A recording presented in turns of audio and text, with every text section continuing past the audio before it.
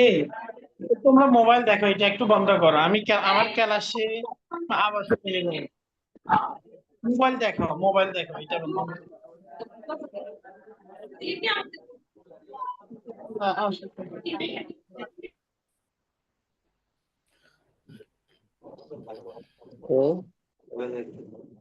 কই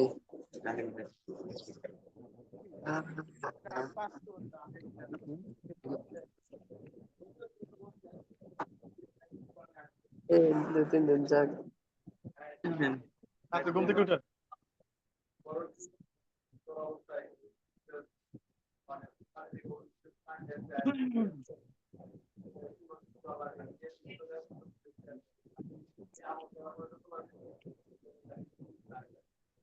একটা বিষয় আমি কই আপনাদের না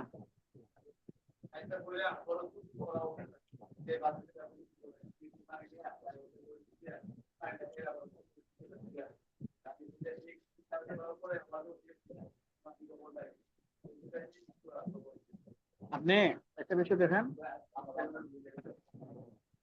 এই আমি আপনারা করি একটা বিষয় আপনি মনে করেন, আপনি মানুষের যে অনেক সময় এই যে মানে বাথরুম কেন্দ্রিক অনেক সময় জিন জিনে আসা করে, আপনার দোয়া করে যদি রোদ্দুরকে কোনো সমস্যা নেই।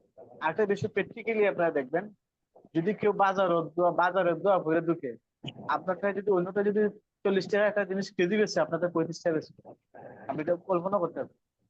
আর প্রত্যেকটা কাজে আপনি বিসমিল্লাহ করবেন, দেখবেন আল্লাহ এমনি বরকত দেওয়া হবে। আমরা তো এগুলা মানে আমল করিনি।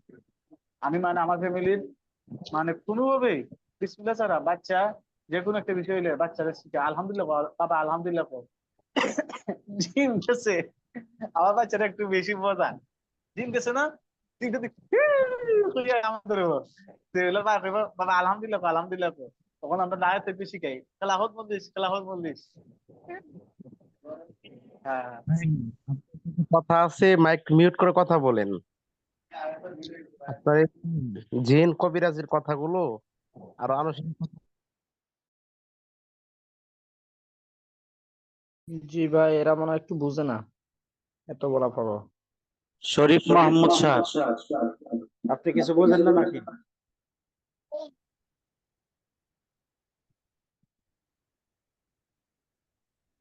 আসসালামু আলাইকুম।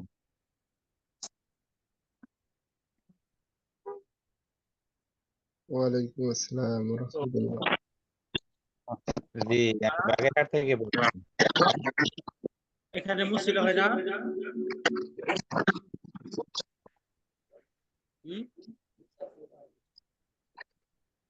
মসজিদে থাকতে পারবো দুইজন? হ্যাঁ, আপনারা সবাই কেমন আছেন? জি আলহামদুলিল্লাহ ভালো আছি। আলহামদুলিল্লাহ ভালো। অনেক ভালো আছে, আপনি কেমন আছেন? আলহামদুলিল্লাহ ভালো আছি।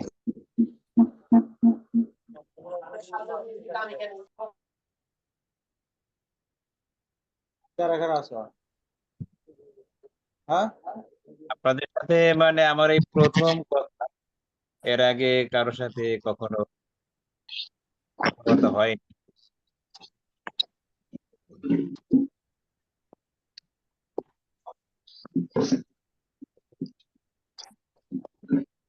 আপনার নতুন ভর্তি হয়েছেন নাকি ভাই? না, ভর্তি আমি আগেই হয়েছি, তবে ওই সাথী ওইভাবে আমার যোগাযোগ বা কথাবার্তা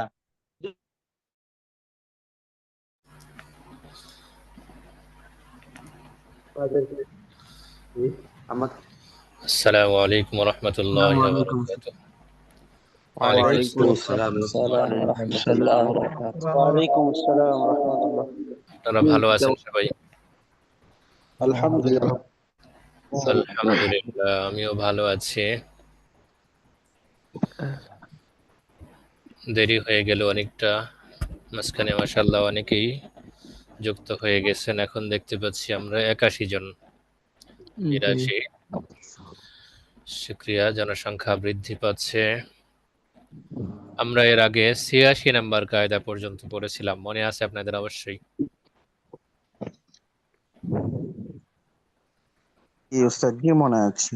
আলহামদুলিল্লাহ। আচ্ছা, শুক্রিয়া। তাহলে 87 নম্বর কায়দা থেকে শুরু করা যেতে পারে।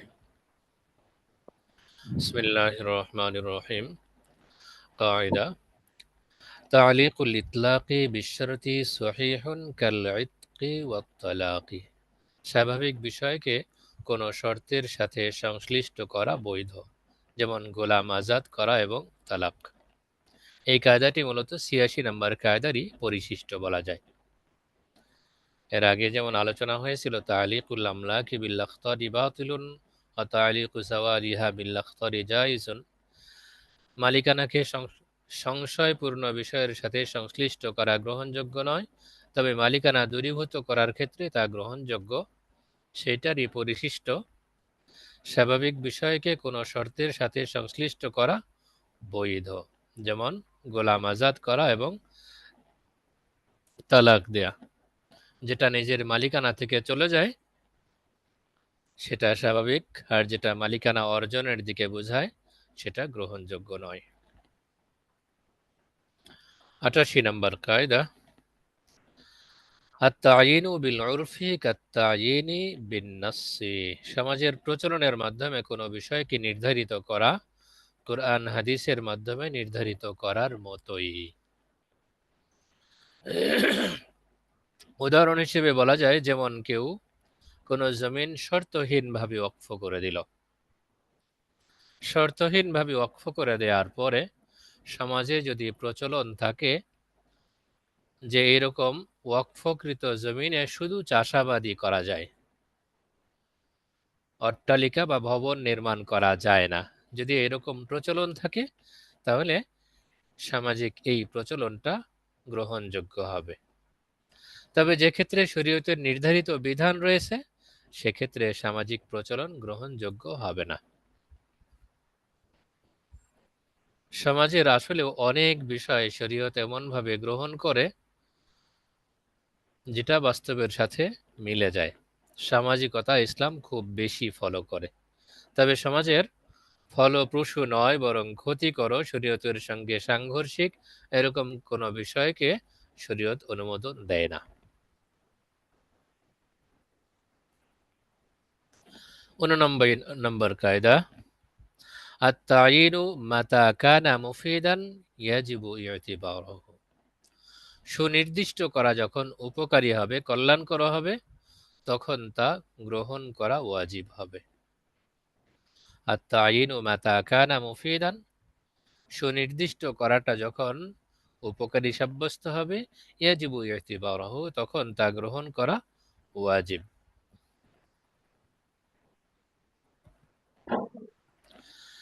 যেমন কেউ তার উকিলকে বলল এই বস্তুটি খিয়ারের শর্তের সাথে বিক্রি করবে, তাহলে তাকে অবশ্যই এটি মানতে হবে, কেননা এতে উপকার রয়েছে। কিন্তু যদি এমন কোনো শর্তারোপ করে যাতে উপকার এবং ক্ষতি দুটোই রয়েছে, তাহলে যদি বিশেষ গুরুত্বের সাথে শর্তারোপ করে থাকে তাহলে ক্ষতি হলেও তা পালন করবে, কিন্তু শুধু ক্ষতি থাকলে পালন করা আবশ্যক নয়।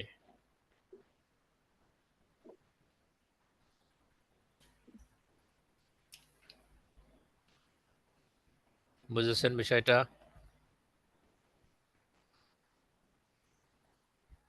জি ওস্তাদ জি আলহামদুলিল্লাহ। আচ্ছা, শুক্রিয়া। 90 নম্বর কায়দাতে যাচ্ছি। তাকাররুল উজুবি বিইতিবারি আখিরিল ওয়াক্তি। শেষ সময়ের উপর নির্ভর করে ওয়াজিব নির্ধারিত হয়। ওয়াজিব যেটা সেটা নির্ধারিত হয় মূলত ওয়াক্তের শেষের দিকে লক্ষ্য করে। যেমন কেউ জোহরের সময় শেষ হওয়ার আগে সফর শুরু করলো, সে যদি নামাজ আদায় না করে থাকে তাহলে সে 2 রাকাত কসর করবে, এবং সময় শেষ হওয়ার আগে মুকিম হলে তার 4 রাকাত আদায় করতে হবে। উস্তাদ জি আসসালামু আলাইকুম। 90 নম্বর কায়দাটা আবারটা একটু কষ্ট করে বলেন। হ্যাঁ, 90 নম্বর কায়দা নিয়ে আলোচনা চলছে। ওয়াজিব আদায়ের বিষয়টা ওয়াক্তের শেষ সময়ের উপরে ধর্তব্য হয়। যেমন 5 ওয়াক্ত নামাজের কথাই বলি। ফজরের নামাজের ওয়াক্ত শুরু হয় সুবহে সাদিক থেকে, শেষ হয় সূর্যাস্ত হওয়ার সাথে সাথে।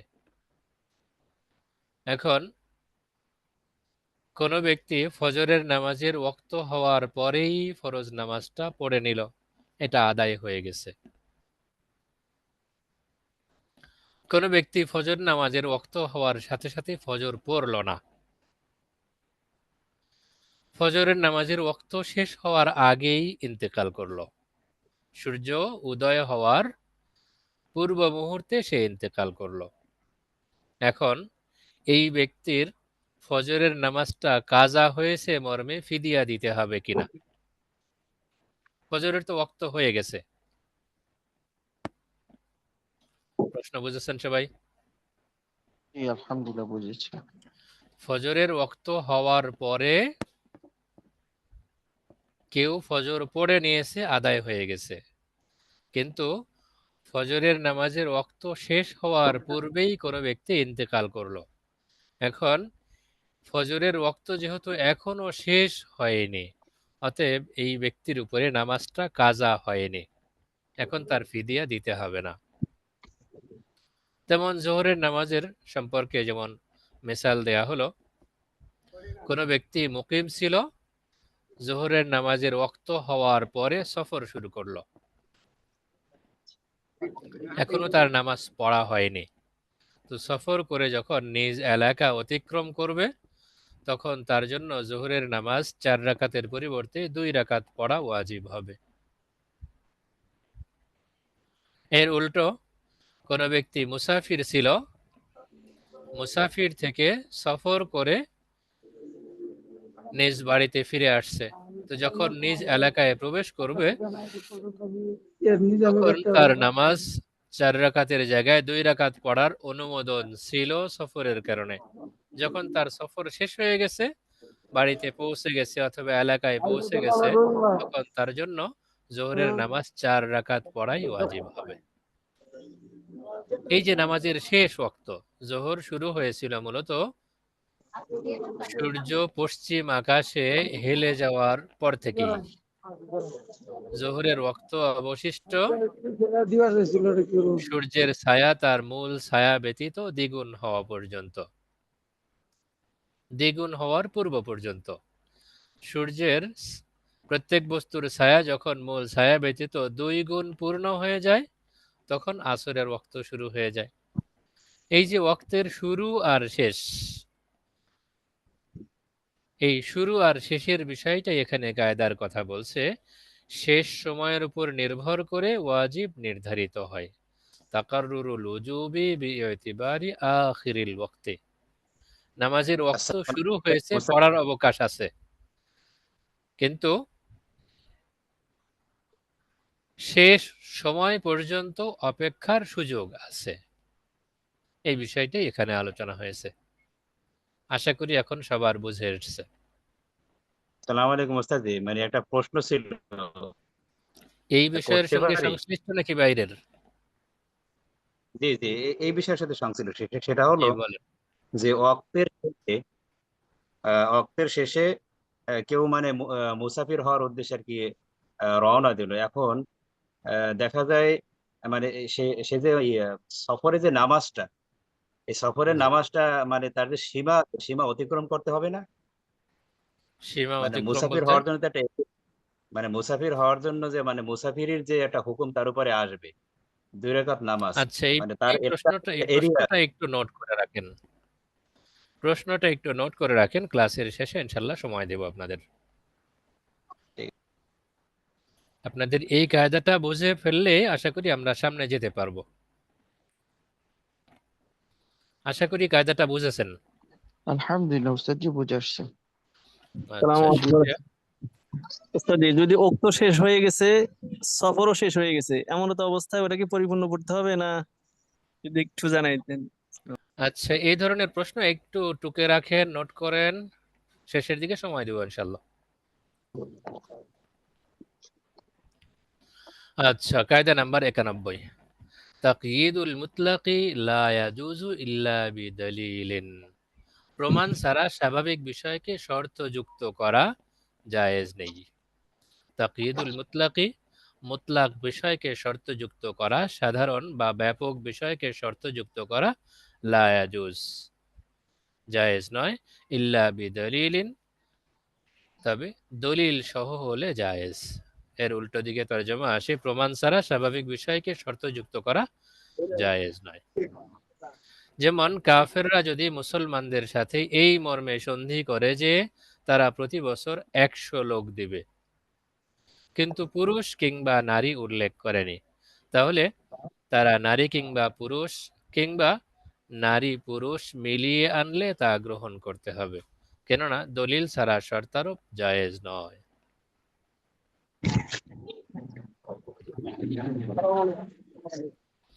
92 নম্বর কায়দা, التناقض غير مقبول إلا فيما كان محل الخفاء।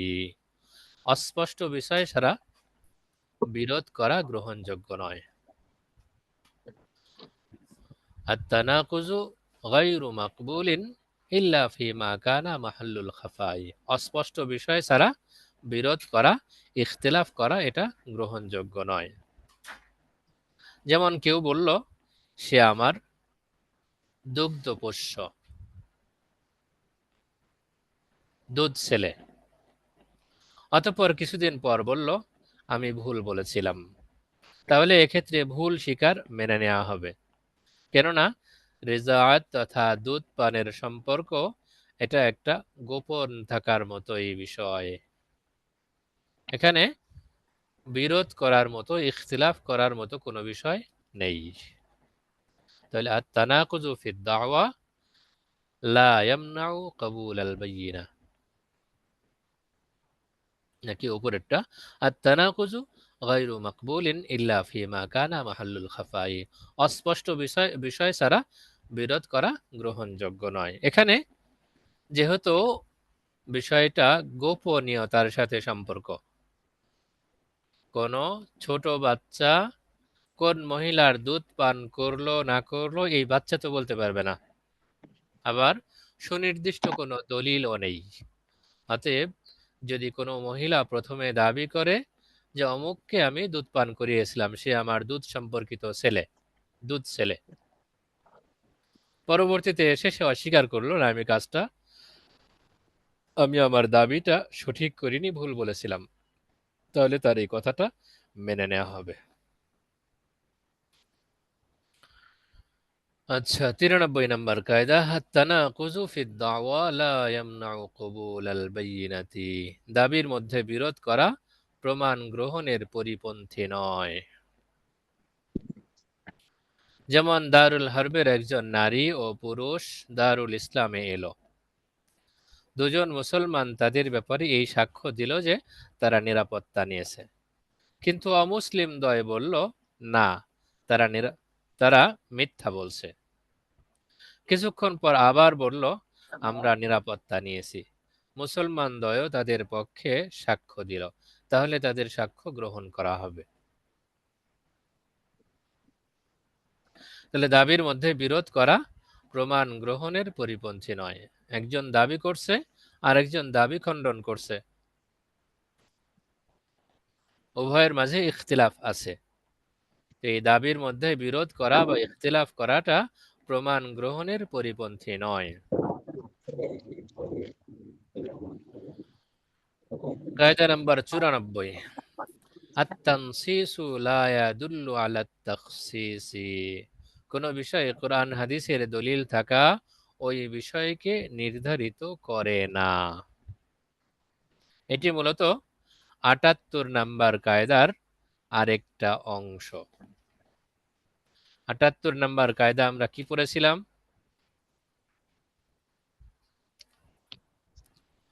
78 নাম্বার কায়দায় পড়েছিলাম তাখসিসু শাইই বিযিকরি ইয়াদুল্লু আলা নাফিল হুকমি আম্মা আদাহু ফি মুতাফাহিমিন নাসি ওয়া উরফিহিম লা ফি খিতাবাতিশ শারিঈ, অর্থাৎ সমাজের প্রচলন এবং মানুষের পরিভাষার ক্ষেত্রে সুনির্দিষ্টভাবে কোনো কিছুর নাম উল্লেখ করলে অন্য কোনো বস্তু হুকুমের অন্তর্ভুক্ত হয় না। কিন্তু শরীয়তের সম্বোধন এর ব্যতিক্রম।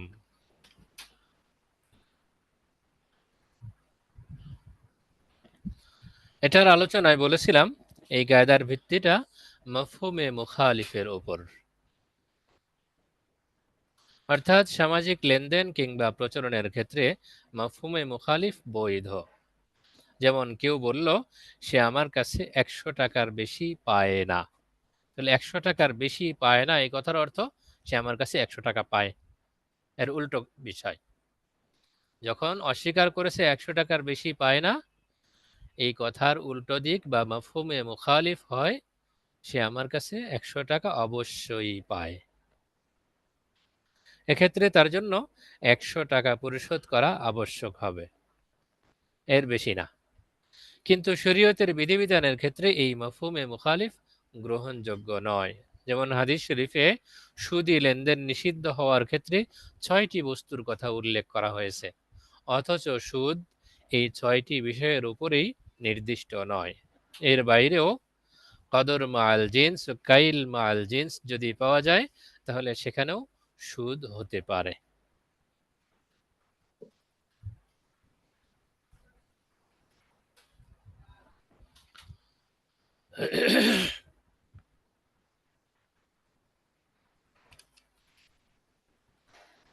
তাহলে কায়দা এখন আমরা পড়ছি আত-তানসিসু লা ইয়াদুল্লু আলা তাখসিসি, কোনো বিষয়ে কোরআন হাদিসের দলিল থাকা ওই বিষয়কে সুনির্ধারিত করে না। যেমন সুদী লেনদেন 6টি বিষয়ের উপরে কোরআন হাদিস নির্দিষ্ট করে দিয়েছে, এর বাইরে গিয়েও যখন কারণ পাওয়া যাচ্ছে তখন আমরা সেখানে হুকুম আরোপ করছি যে হ্যাঁ সেখানেও সুদ হবে। অতএব কায়দাটা আপন অবস্থায় বহাল আছে।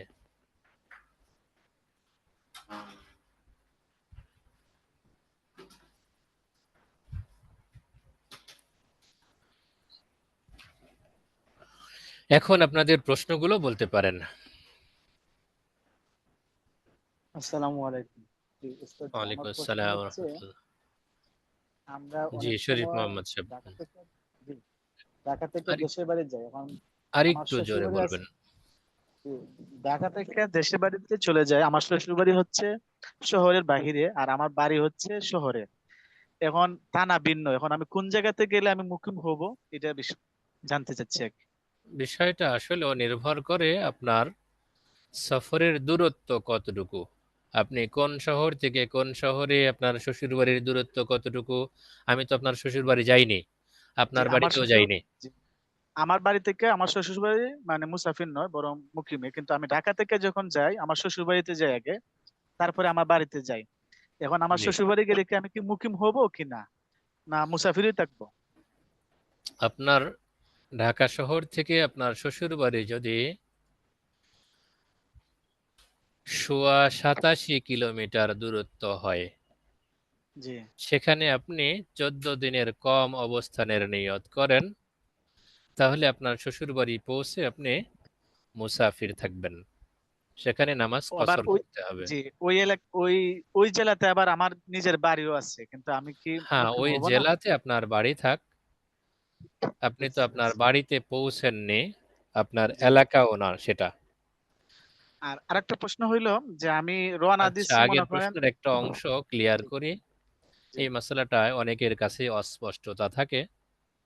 আসলে সফর যে বিষয়টা, জি, আমরা স্বাভাবিকভাবে একটা বিষয় অধিকাংশ ক্ষেত্রে শুনে থাকি, সফর 48 মাইল দূরত্বে। শরঈ জি, সফরের দূরত্ব 48 48। মাইল।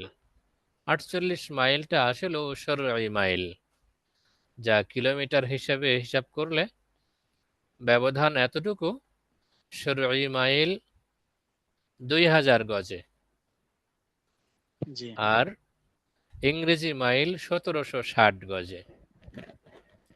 তো বুঝতে পারছি। 1760 গজ আর 2000 গজের মাঝে যে ব্যবধান আছে, এই হিসাব করে 2000 গুণ 48 যা আসে, সেটাকে কিলোমিটারে রূপান্তর করলে 87 কিলোমিটার হবে। এই 27। 87 কিলোমিটার এই একটা বিষয়। সফরের দূরত্ব অন্তত সর্বনিম্ন এই 87 কিলোমিটার দূরত্ব অতিক্রমের নিয়ত থাকতে হবে। দ্বিতীয় বিষয়, জি। সফরের দূরত্ব কতটুকু অতিক্রম করলে বা নিজের এলাকা থেকে কতটুকু দূরে গেলে বা নিজের এলাকায় না পৌঁছার মিকদারটা কি হবে। এখানে ফুকাহায়ে কেরামের একটু ইখতিলাফ আছে। কেউ কেউ বলেছেন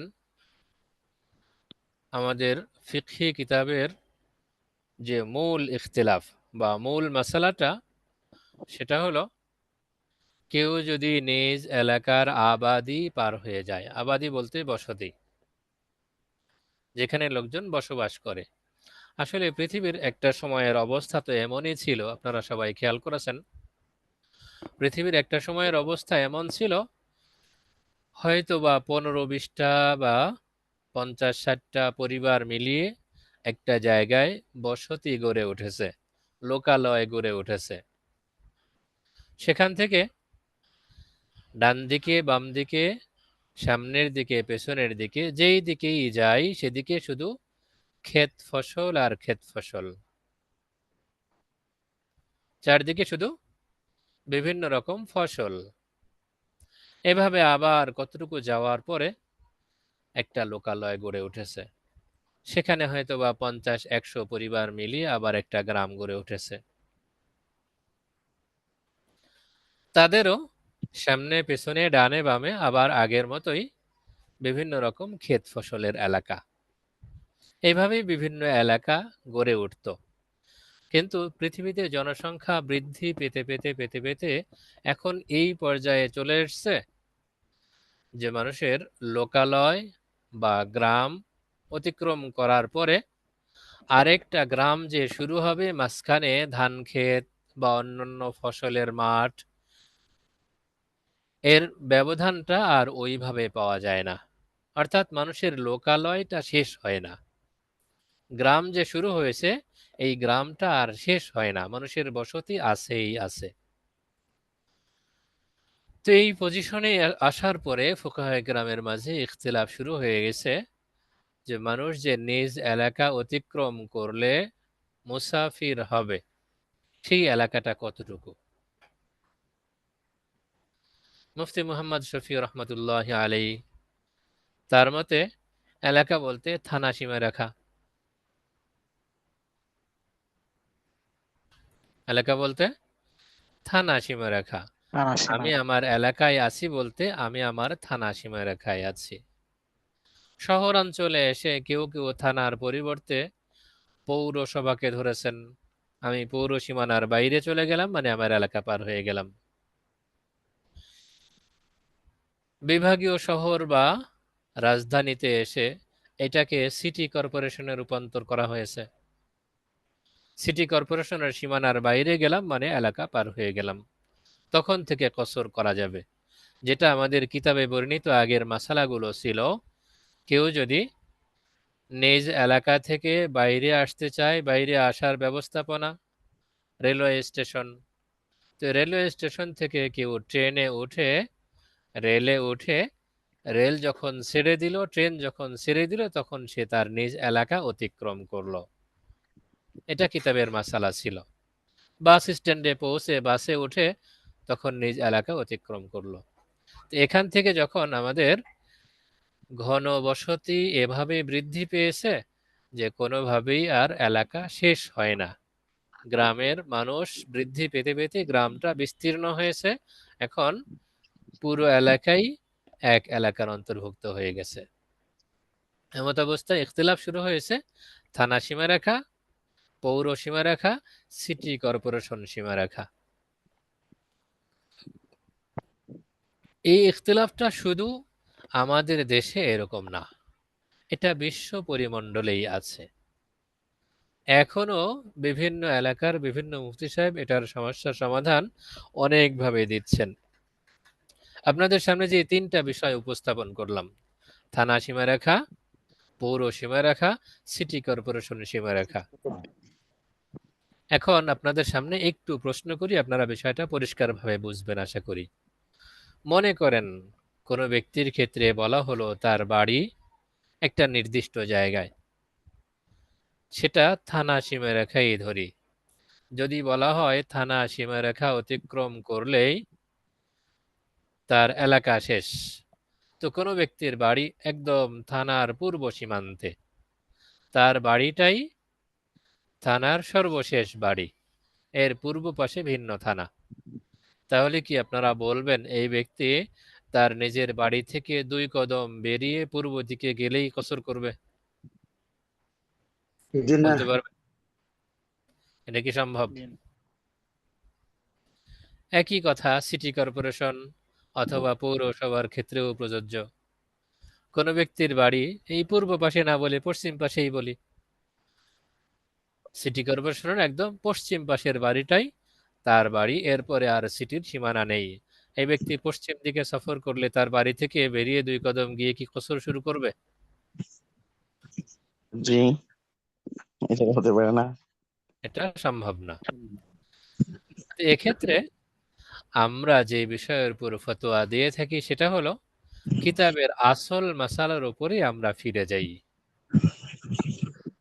যেহেতু কিতাবের আসল মাসালা বলা হয়েছিল নিজ এলাকা অতিক্রম করা, এলাকা বলতে সেই সময়ে প্রচলন ছিল এলাকা, মানুষের কি বলে, কোথাও সফর করতে চাইলে সাধারণত রেলওয়ে স্টেশন পর্যন্ত আসতো, রেলওয়ে স্টেশন তার এলাকার শেষ সীমানা, এখান থেকে গাড়িতে উঠে সে রওনা করলে তার এলাকা পার হয়ে যেত। তো এরকম বর্তমান সময়েও এইভাবে নির্ধারণ করা সম্ভব, যেমন প্রত্যেকেই নিজ নিজ এলাকা এইভাবে চিহ্নিত করা যেতে পারে, সেটা থানা সীমারেখাও হতে পারে, থানা সীমারেখার বাইরেও হতে পারে, পার্শ্ববর্তী থানা সীমারেখার ভিতরেও চলে যেতে পারে। মনে করেন আপনার বাড়িটা যেইখানে, আপনার গ্রামের বা মহল্লার আশপাশের লোকজন তাদের নিত্য প্রয়োজন পূরণের জন্য সাধারণত পূর্ব দিকে গেলে কতটুকু যায়, পশ্চিম দিকে গেলে কতটুকু যায়, উত্তর দিকে দক্ষিণ দিকে গেলে কতটুকু সীমারেখার ভিতরে তারা যাতায়াত করে নিত্য প্রয়োজন পূরণ করে। যেমন বাজার করা দরকার,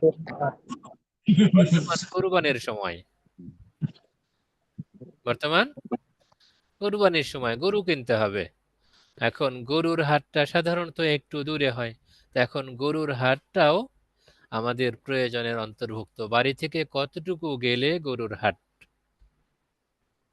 এটাও নিত্য প্রয়োজনের অন্তর্ভুক্ত বলা যেতে পারে। তো আমাদের নিত্য প্রয়োজন চাল ডাল চিনি লবণ ইত্যাদি কেনার জন্য আমরা স্বাভাবিকত কাপড় চোপড় ইত্যাদি কেনার জন্য বাড়ি থেকে পূর্ব পাশে পশ্চিম পাশে উত্তর পাশে দক্ষিণ পাশে কতটুকু দূরে যাতায়াত করি, এটা ক্ষেত্র বিশেষ বিভিন্ন এলাকায় একটু ভিন্ন ভিন্ন হতে পারে। কোনো এলাকায় হতে পারে তার বাড়ি থেকে পূর্ব দিকে হয়তোবা 5 মাইল দূরে যেতে হবে, পশ্চিম দিকেও হয়তোবা 5 মাইল যেতে হবে, উত্তর দিকে 8 মাইল, দক্ষিণ দিকেও 8 মাইল, এমন হতে পারে। আবার কোনো কোনো এলাকায় এই সীমাটা আরো কমে আসতে পারে, নিত্য প্রয়োজন পূরণের জন্য হয়তো বা পূর্ব পাশে 2-2.5 কিলো, পশ্চিম পাশে 2-2.5 কিলো, উত্তর দক্ষিণে এরকম 2.5-3 কিলো দূরত্বে আমরা যাতায়াত করি। এটা অঞ্চল ভেদে কম বেশি হতে পারে। যদি এইরকম হয় তাহলে ব্যক্তি এই নির্ধারিত এলাকা পার হওয়ার পরে সফরের নিয়ত করেছে, মনে করি 88 কিলোমিটার দূরের, এই 88 কিলোমিটার দূরে যাওয়ার নিয়ত করে এইভাবে নিজ এলাকা অতিক্রম করলে তিনি কসর করতে পারবেন। আবার সফর থেকে ফিরে আসার সময় এইভাবে নিজ এলাকায় প্রবেশের আগ পর্যন্ত কসর করতে পারবেন, তারপরে পূর্ণ নামাজ পড়বেন। আশা করি মশলাটা পরিষ্কার হয়েছে আপনাদের সামনে। আসসালামু আলাইকুম ওস্তাদ জি। ওয়ালাইকুম আসসালাম ওয়া রাহমাতুল্লাহ। জি বলেন। জি 94 নম্বর কায়দাটা আরেকবার বললে আর কি ভালো হতো, এটা একটু অস্পষ্ট আছে। হ্যাঁ, 94 নাম্বার কায়দাটা বলেছিলাম, এটা 78 নাম্বার কায়দার অংশ। ওই কায়দাটা যেমন ছিল এটাও অনেকটা সেটার ব্যাখ্যা বলা যায়, আর একটু লম্বা আলোচনা। আত-তানসিসু লা ইয়াদুল্লু আলা আত-তাখসিসি। কোন বিষয়ে কোরআন হাদিসে দলিল থাকা ওই বিষয়কে নির্ধারিত করে ফেলে না, সুনির্দিষ্ট করে ফেলে না। কোরআন হাদিসে দলিল আছে, যেমন আমরা কতক্ষণ আগেই বলেছি, সুদ হারাম হওয়ার জন্য হাদিসে ৬ ধরনের বিষয় উল্লেখ করা হয়েছে। পড়েছেন সবাই? তো এখন এই কথা বলার সুযোগ নাই, যেহেতু হাদিসে এই ৬টি বিষয় উল্লেখ করা হয়েছে, অতএব হারাম বা সুদ এই ৬ বিষয়ের মধ্যেই সীমাবদ্ধ হবে, এর বাইরে গিয়ে আর সুদ থাকবে না। এই কথাটাই এখানে বলেছে। কোন বিষয়ে কোরআন হাদিসে দলিল থাকা ওই বিষয়কে নির্ধারিত করে ফেলে না, সুনির্দিষ্ট করে ফেলে না, এর বাইরেও হুকুম আসতে পারে। যেমন আমরা সুদের ক্ষেত্রে মাসালা নির্ধারণ করে এভাবে নিয়েছি, যেখানে সুদের ইল্লত পাওয়া যাবে, সুদের কারণ পাওয়া যাবে, সেখানেই সুদ পাওয়া যাবে। সুদের কারণ হানাফি মাযহাবের মতে কদর মাল জিন্স, কাইল মাল জিন্স, সুনির্দিষ্ট পরিমাপক হওয়া এবং এক জাতীয় পরিমাপক দ্বারা পরিমাপ করা। যখন এই কায়দাটা আমরা ভালোভাবে বুঝলাম, তখন আশা করি এই বিষয়ে আর সন্দেহ থাকবে না যে কোরআন হাদিসে তো এই ৬টা বিষয়ই আছে, এর বাইরে আর কিছু নাই, তাহলে অন্য কোথাও সুদ কেন হবে? ওখানে বর্ণনা আছে কিন্তু নির্দিষ্ট করে ফেলা হয়নি। পরিষ্কার হয়েছে? জি উস্তাদ জি, আলহামদুলিল্লাহ। আচ্ছা, আসসালামু আলাইকুম উস্তাদ জি। ওয়ালাইকুম আসসালাম ওয়া রাহমাতুল্লাহ। 90 নম্বর কায়দার ভিতরে যে নামাজের কথা বলা হইলো, আসরের নামাজের উত্তরে এটা একটু স্পষ্ট একটু বুঝাই দিলে ভালো হয়। আচ্ছা, 90 নম্বর কায়দায় বলা হয়েছে কিছু কিছু বিষয় ওয়াক্ত নির্ভর আছে। ওয়াক্তটা লম্বা চওড়া হতে পারে, ওয়াক্তের একটা শুরু আছে, একটা শেষ আছে।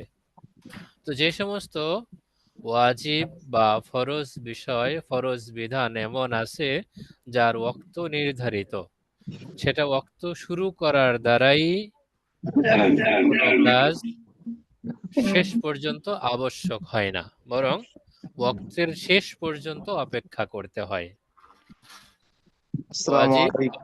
হয়েছে এই কথাটা সর্বশেষ নির্ধারণ হয় ওয়াক্তের শেষ পর্যন্ত অপেক্ষার পরে। যেমন আসরের নামাজের ওয়াক্তই বলি, আসরের নামাজের ওয়াক্ত শুরু হয় ইমাম আবু হানিফা রহমতুল্লাহ আলাই এর অভিমত অনুসারে প্রত্যেক বস্তুর আসল ছায়া বাদ দিয়ে যখন সেই বস্তুর ছায়াটা দ্বিগুণ হয়, তখন আসরের ওয়াক্ত শুরু হয়।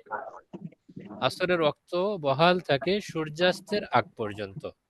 সূর্য যখন অস্ত গেল, তখন আসরের ওয়াক্ত শেষ হয়ে গেল। এই যে লম্বা একটা সময়, আমরা কিছুক্ষণের জন্য ধরে নিই 1 ঘন্টা 20 মিনিট, কম বেশি হয়। তো কিছুক্ষণের জন্য ধরে নিই 1 ঘন্টা 20 মিনিট। তো এখন এই যে 1 ঘন্টা 20 মিনিট সময় আমাদের হাতে আছে, আসরের নামাজের ওয়াক্ত হওয়ার সাথে সাথেই কোনো ব্যক্তি আসরের নামাজ পড়ে ফেলল, তার ব্যাপারে এখানে কোনো আলোচনা নেই। আমাদের আলোচনাটা হলো আসরের ওয়াক্ত হওয়ার সাথে সাথেই কোনো ব্যক্তি আসরের নামাজ পড়লো না, অপেক্ষায় থাকলো। উদাহরণ দিয়েছিলাম, যেমন কোনো ব্যক্তি মাগরিবের পূর্ব মুহূর্তে, সূর্য এখনো অস্ত যায়নি, এমন সময় মারা গেল। এখন সে মারা যাওয়ার কারণে আসরের নামাজ তার যে পড়া হলো না, এর কারণে তাকে ফিদিয়া দিতে হবে। যদি কেউ বলে আসরের ওয়াক্ত হয়ে গেছিল, সে তো নামাজ পড়েনি, তাহলে ফিদিয়া দেয়া দরকার। তো এক্ষেত্রে কায়দাটা এভাবে বর্ণনা হচ্ছে, শেষ ওয়াক্তের ওপর নির্ভর করে ওয়াজিব নির্ধারিত হয়। ওয়াজিব হয়েছে মাত্র, তার সীমারেখা এখনো আছে, অতএব ওয়াজিব আলাত তারাখি, ওয়াজিব হয়েছে কিন্তু বিলম্বের অবকাশ আছে। এই সুযোগটা এখানে দেওয়া হয়েছে। যেমন সামনে আমাদের কুরবানির ঈদ আসছে। কোনো ব্যক্তির কাছে যদি নিসাব পরিমাণ সম্পদ থাকে, জিলহজের 10 তারিখ সুবহে সাদিকের পর থেকে তার উপর কুরবানি ওয়াজিব হয়। কিন্তু এই কুরবানি আদায় করার সর্বশেষ সময় তার হাতে আছে জিলহজের 12 তারিখ সূর্যাস্তের পূর্ব মুহূর্ত পর্যন্ত। এখানে উদাহরণটা আমরা এভাবে আনতে পারি, কোনো ব্যক্তির কাছে আসলেও জিলহজের 10 তারিখ সূর্য উদয়ের সময় বা সুবহে সাদিকের সময় নেসাব পরিমাণ সম্পদ ছিল, তার উপরে কুরবানি করা ওয়াজিব ছিল, কিন্তু জিলহজের 10 তারিখ গেছে কুরবানি করেনি, 11 তারিখ গেছে কুরবানি করেনি, 12 তারিখে সূর্য অস্ত যাবে তার পূর্ব মুহূর্তে তার টাকা পয়সা যে কোনো ভাবে হাতছাড়া হয়ে গেছে। হতে পারে বাড়িতে চোর উঠেছে অথবা ডাকাত ধরেছে, এভাবে তার কুরবানি ওয়াজিব হওয়ার যে পরিমাণ টাকা ছিল সব হাতছাড়া হয়ে গেছে। এখন তার উপরে কুরবানি ওয়াজিব কিনা? তার নিসাব পরিমাণ সম্পদ ছিল, কুরবানি ওয়াজিব ছিল, কিন্তু নির্দিষ্ট সময় পর্যন্ত তার বিলম্বের অবকাশ ছিল। সে যেহেতু ওই সময়ের মধ্যে আদায় করেনি, অতএব সর্বশেষ ওয়াক্ত পর্যন্ত তার হিসাবটা ধরা হবে। সর্বশেষ ওয়াক্তে তার কাছে যেহেতু আর সম্পদ নেই, অতএব তার এটা আদায় করা ওয়াজিব নয়। উস্তাদ জি, একটা বিষয় আগর মাসালা আমি তোরা জানতাম চাই। একজন মানুষ এই বাইরে থাকে বিদেশে, যেমন আমেরিকা। আমেরিকা থেকে আসছে দেশে, 10 দিন থাকবে দেশে। তো ওই ব্যক্তি সে কি মুসাফিরের অন্তর্ভুক্ত হবে? আমেরিকা থেকে এসছে দেশে, দেশে যেখানে এসছে কি তার নিজের বাড়ি? জি জি হুজুর। যদি নিজের বাড়ি হয়, নিজের বাড়ি তো সফর হয় না, ওখানে নিজের আসলেই বাড়ি তো ওখানে আসলে। ওকে, যে উস্তাদ জি, আরো একটা প্রশ্ন। একজন মহিলার মনে করেন এই বাপের বাড়ি থেকে স্বামীর বাড়ি যেতে মুসাফিরের হুকুমের মধ্যে পড়ে। মুসাফিরের যে দূরত্ব আছে ওই দূরত্বের এই জায়গাটা মানে দূরত্বের অন্তর্ভুক্ত 80 কিলোমিটারের উপরে। জি। এজন্য সে ওই মহিলা যদি তার বাপের বাড়ি থেকে স্বামীর বাড়ি আসে, স্বামীর বাড়ি থেকে বাপের বাড়ি যায়, জি। তাহলে যদি 10 দিন থাকে অথবা এই 15 দিনের কমে থাকে, তাহলে ওই এই মহিলা কি আলোতে মুসাফিরের হুকুমে হবে না মুসলিমের অন্তর্ভুক্ত হবে? এখানে বিষয় দুইটে।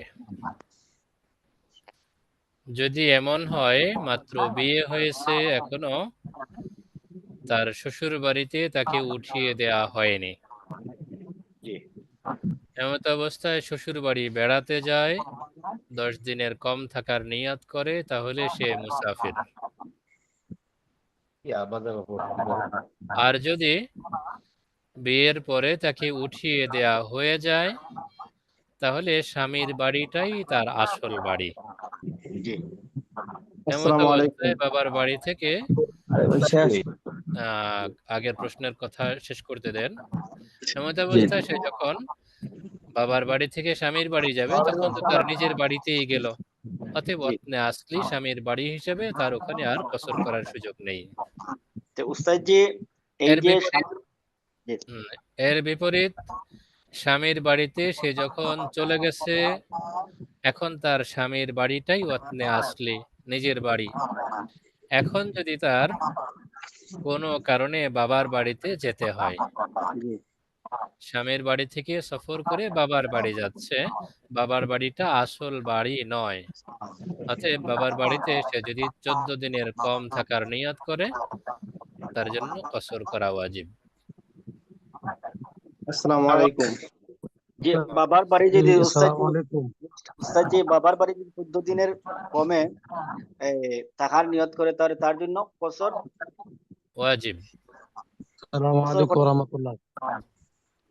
উস্তাদ জি, কেউ যদি জাহাজের মধ্যে ইমামত করে উস্তাদ জি লঞ্চের অতনে মধ্যে আসলি হিসাবে ভাই সে সাথী ভাই একটা আপনার মিনিট আচ্ছা একজন আচ্ছা, ইমাম এই হয় যে এই মৌলানা জ্যেষ্ঠ ইব্রাহিম ইমাম হওয়ার সাহেব কারণে মাসালাটা শেষ করতে দেন।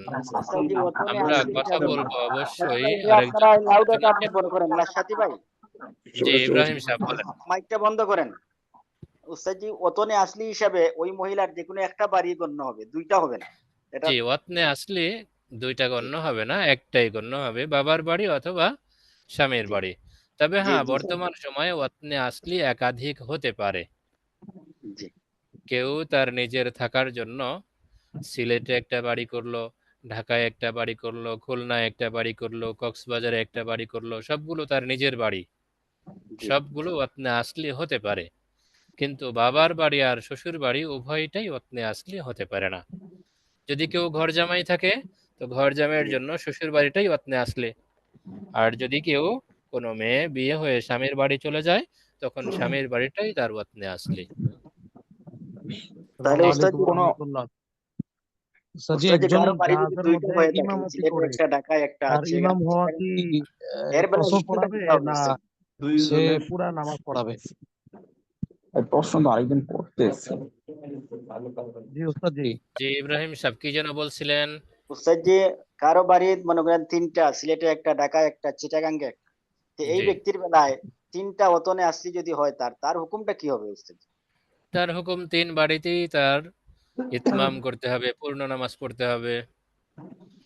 হ্যাঁ, এক আসসালাম। বাড়ি থেকে আরেক বাড়ি যদি সফর পরিমাণ দূরত্ব হয়, তাহলে মাঝখানে জি নিজ এলাকা অতিক্রম করার পরে তিনি মাঝখানে রাস্তায় কসর করতে পারবেন। জি বাড়িতে পৌঁছে অবশ্যই পূর্ণ নামাজ পড়তে হবে। জি উস্তাদ। আচ্ছা জি আচ্ছা। জি, আসসালামু শুক্রিয়া। আলাইকুম। জি জি উস্তাদ আসসালামু জি। হুজুর কোন বাংলা আসসালামু আলাইকুম রহমতুল্লাহ। জি, মৌলানা মেহেদী হাসান সাহেব। জি কোন বাংলা বুঝলেন। হুজুর কোন আমার একটা প্রশ্ন, সেটা হলো যে উযুটা সাব্যস্ত হবে সময়ের শেষ হিসেবে। জি, এখন হজের ক্ষেত্রে হিসাবটা কেমন হবে? তার উপরে হজ মাসালাটা বলতে চাচ্ছিলাম, শুক্রিয়া আলোচনায় সামনে নিয়ে এসেছেন। হজের ক্ষেত্রে মাসালাটা অবশ্য একটু ব্যতিক্রম। হজ যেহেতু মানুষের উপর একবারই ফরজ হয়, একাধিকবার হয় না। অতএব কোনো ব্যক্তির যখন নেশাব পরিমাণ সম্পদ হয়, হজ আদায়ের সুযোগ থাকে, তখন সাথে সাথেই হজ আদায় করে ফেলা জরুরি। যদি নির্দিষ্ট সময় আসার পরেও কোনো ব্যক্তি হজ আদায়ে বিলম্ব করে, তো কিতাবওয়ালারা এমন বলেন, নেশাব পরিমাণ সম্পদ থাকার পরেও তিনি যেহেতু হজ আদায় করেননি, এই সময়ের মাঝে যদি তার সম্পদ কমে যায়, নেশাব শেষ হয়ে যায়, এমনকি তিনি নিঃস্ব হয়ে যান, প্রয়োজনে ভিক্ষাবৃত্তি করে হলেও তার হজ সম্পাদন করতে হবে, নচেৎ তিনি গুনাহগার হবেন। হজের মাসালাটা ব্যতিক্রম। হুজুর এই আসসালামু কসরের ব্যাপারে আমার একটা প্রশ্ন ছিল। জি, কোন হাবিবুল্লাহ মিসবা সাহেব। বাংলাদেশি আসসালামু আলাইকুম উস্তাদ জি, ওয়ালাইকুম কুরবানির সালাম। পশু ক্রয় করা কি নিত্য প্রয়োজনের কাতারে পড়ে? কুরবানির পশু ক্রয় করা নিত্য প্রয়োজনের কাতারে বলতে? এই কসরের নামাজের সময় বললেন যে কুরবানির পশু। আচ্ছা, বছরের নামাজের সময়ের উদাহরণ দিতে গিয়ে বলেছি বর্তমান কুরবানি করার জন্য পশু ক্রয় করতে হাটেও যেতে হয়। এটা আসলে কুরবানির সঙ্গে মাসালাটা প্রযোজ্য নয়। বোঝানো উদ্দেশ্য, আমরা কখনো গরু ছাগল ইত্যাদি ক্রয় বিক্রয়ের জন্য এদিকে সেদিকে যাতায়াত করি, বিশেষভাবে গ্রাম এলাকায়। সবখানে হাট থাকে না, সবখানে বাজার থাকে না। শহরে যেমন চাইলেই বাড়ি বা বাসার কোণ থেকে বাজার করা সম্ভব, গ্রামে পুরো গ্রাম ঘুরে কখনো কখনো দেখা যায় একটা বা দুইটা দোকান পাওয়া যায়। আবার কোনো কোনো গ্রামে এইরকমও অবস্থা হয়, সেখানে কোনো দোকানই নেই, ভিন্ন গ্রামে গিয়ে কিনতে হয়। তো এইরকম উদাহরণ দিতে গিয়ে বলেছি, গ্রামে কখনো গরু ছাগলের হাট একটু দূরে হয়, মানুষ তাদের নিত্য প্রয়োজন পূরণের জন্য ওই হাটগুলোতেও যাতায়াত করেন। কখনো দেখা যায় গ্রামে হয়তো বা দু একটা দোকান আছে, সেখানে বিস্কুট, চানাচুর ইত্যাদি পাওয়া যায়। কিন্তু চাল, ডাল, চিনি, লবণ ইত্যাদি কিনতে গেলে পার্শ্ববর্তী বাজারে যেতে হয়। তেমন আরেকটু ভারী কিছু কিনতে গেলে পার্শ্ববর্তী ছোট বাজারে গিয়ে হয় না। যেমন মানুষের কাপড়-চোপড় কেনা দরকার, মার্কেট করা দরকার। এটাও নিত্য প্রয়োজনের অন্তর্ভুক্ত। তো মার্কেট করার জন্য একটু দূরের বাজারে যেতে হয়। এইভাবে উদাহরণ দিতে গিয়া মূলত বলা, আমাদের যেহেতু কোরবানি চলে এসছে, কোরবানির পশু ক্রয় করতে হয়। তো মানুষের গরু, ছাগল ইত্যাদি কেনা এগুলোও কখনো কখনো নিত্য প্রয়োজনের অন্তর্ভুক্ত বা অনুষঙ্গ হয়ে দাঁড়ায়। এই হিসেবে উদাহরণ দেয়া হয়েছে। কুরবানির গরু কেনা নিত্য প্রয়োজনীয় ওদের কোনো নয়। বাংলাদেশি যদি তার অর্থে আসলে হিসেবে বিদেশকে গ্রহণ করে, তাহলে সে কি বাংলাদেশে বেড়াতে আসলে তার কসর করতে হবে? ওয়াতনে আসলে ওয়াতনে আসলির বিষয়টা আমরা মালা বুদ্দা মিনহুতে পড়েছি।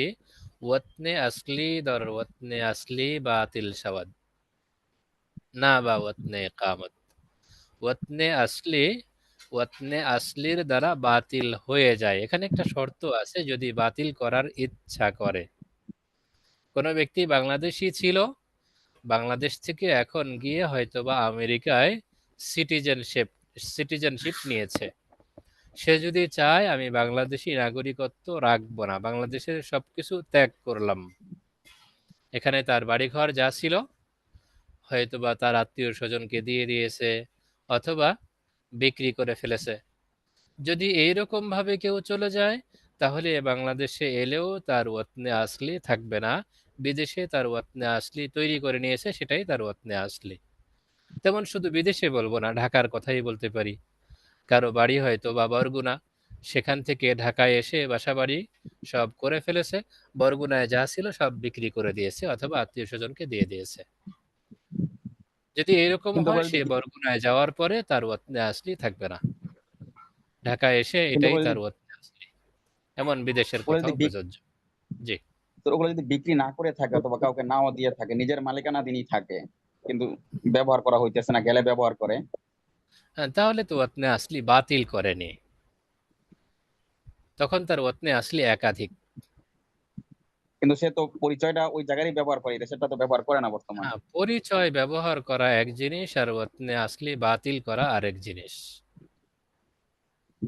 তাহলে তার দুইটা অর্থ আসতে বলে গণ্য হবে। হ্যাঁ, তার ওয়াতনে আসলি দুটোই গণ্য হবে। আসসালামু আলাইকুম রহমতুল্লাহ।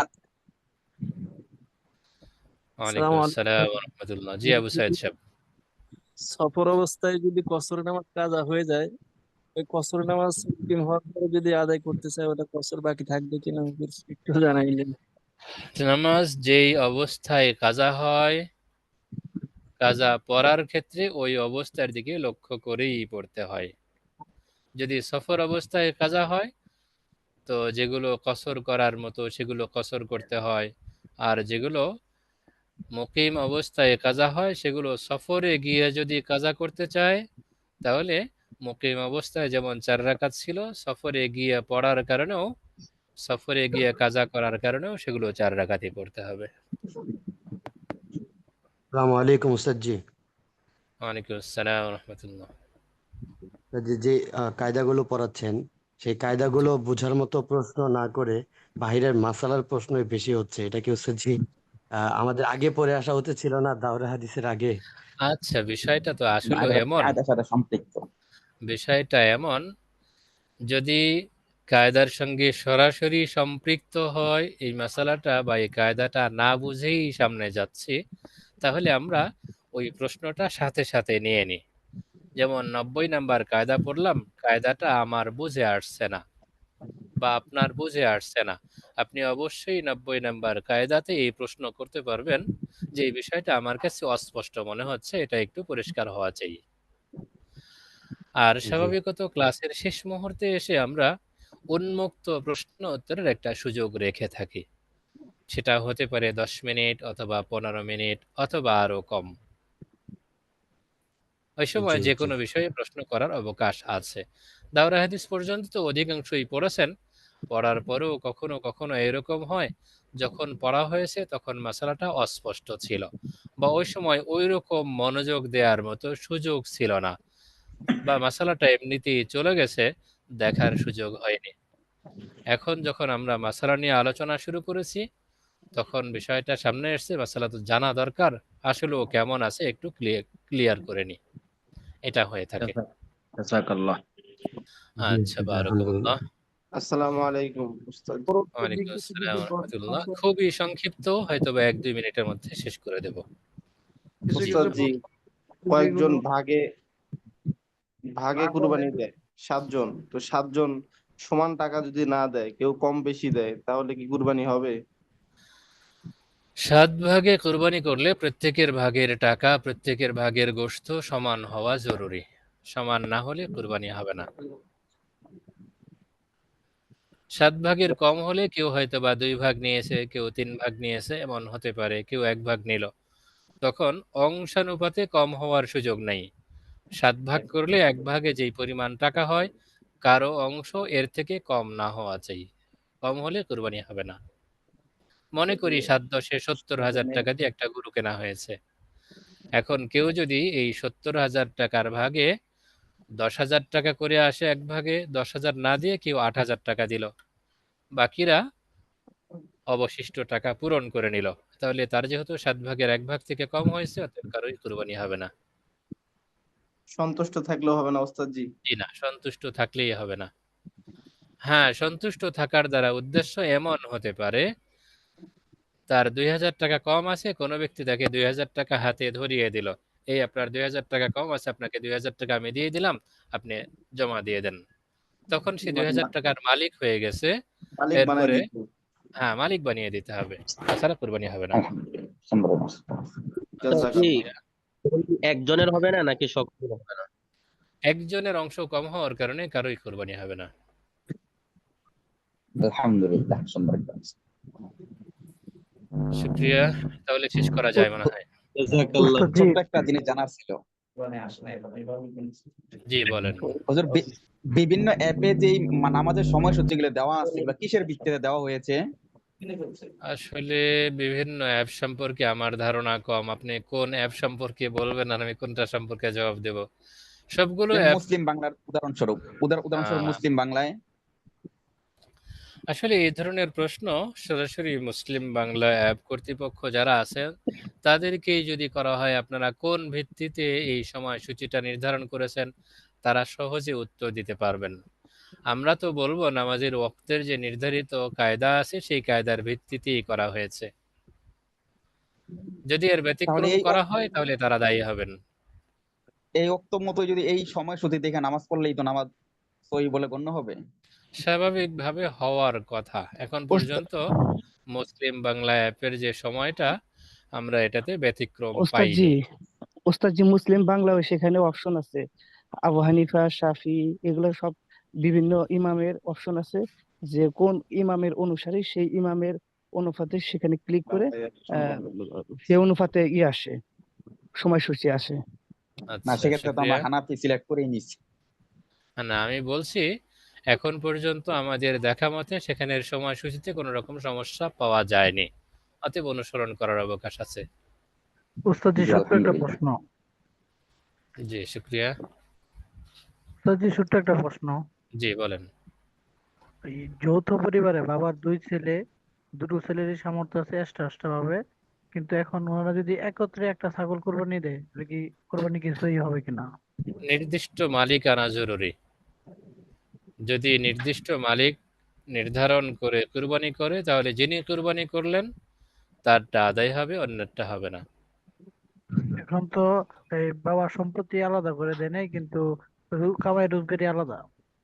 জি, এখানে বিষয়টা এমন আমরা ধরতে পারি, সংসারের প্রত্যেকের রোজগার আলাদা, কিন্তু সংসারের কর্তা কে? যদি সংসারের কর্তা বাবা হয়ে থাকেন, সংসারের টাকায় কুরবানি করা হয়, তাহলে বলতে হবে এটা বাবার টাকায় কুরবানি করা হয়েছে, অতএব বাবার পক্ষ থেকে আদায় হবে, অন্যদের পক্ষ থেকে আদায় হবে না। জি, ঠিক আছে, জাযাকাল্লাহ। কিন্তু অন্যদের আচ্ছা, জিম্মায় শুকরিয়া। ওয়াজিব থেকে যাবে ওস্তাদ জি। হ্যাঁ, অন্যদের জিম্মায় ওয়াজিব থেকে যাবে, তাদেরটা প্রয়োজনে কাজা করতে হবে। জি আলহামদুলিল্লাহ। ঠিক আছে, শুক্রিয়া, সবাই ভালো থাকবেন। ওস্তাদ জি ভাই আর না বলুন। কেটে দিস।